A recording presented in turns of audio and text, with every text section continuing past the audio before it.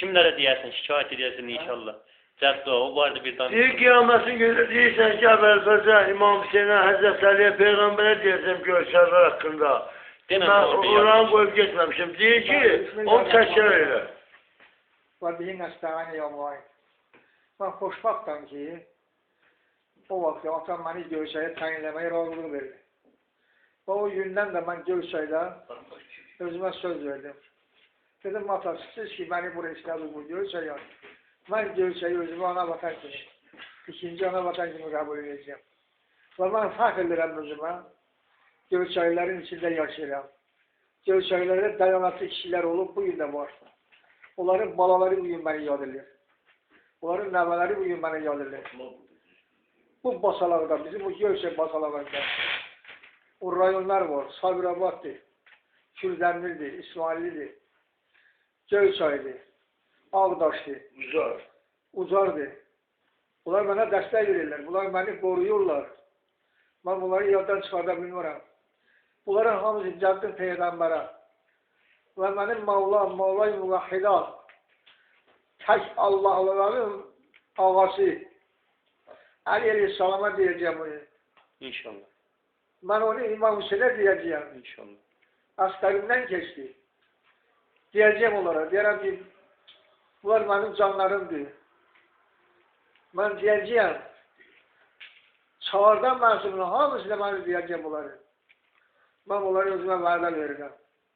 Allah sizdən razı olsun ki, bu çəkin vaxtda, bu ağır vaxtda orada gəlib məni yad edibsiniz. Göyçədən gəlib məni yad edibsiniz. Mən sizə minnətdaram. Çox sağ ol. Sizin o yolunuza qurban. Sizin yolunuz haq yoldur. Haq yoldan heç şeyi sapıldırmaq olmaz. Haq yoldan heç şeyi çıxardırmaq olmaz. Esselamu Aleyküm ve Rahmetullahi ve Berekatuhu. Sağ ol. Allah razı olsun. Allah razı olsun. Çok sağ ol. Çok sağ ol. Allah düşürüz, Allah sıra koysun onu. Çok sağ ol. Evet, dünya kuzum mu geldi? Getirdi oğlan. Yağmur da ağzı böyle yedi. Allah kahretsin.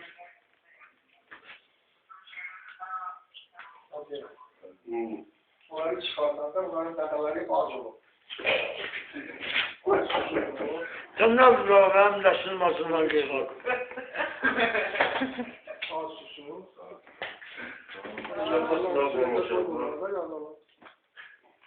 Buna da aitti.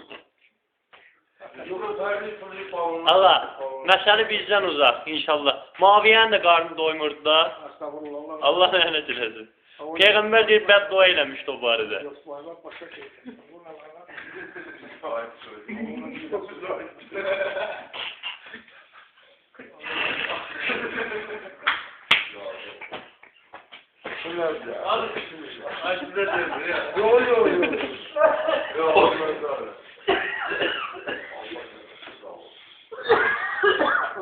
Öyle bunlar işte, telefonu oydu ya. Mavi yani alem gibi. Allah ona Allah lənət eləsin.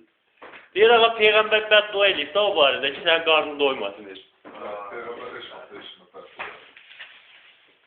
Çok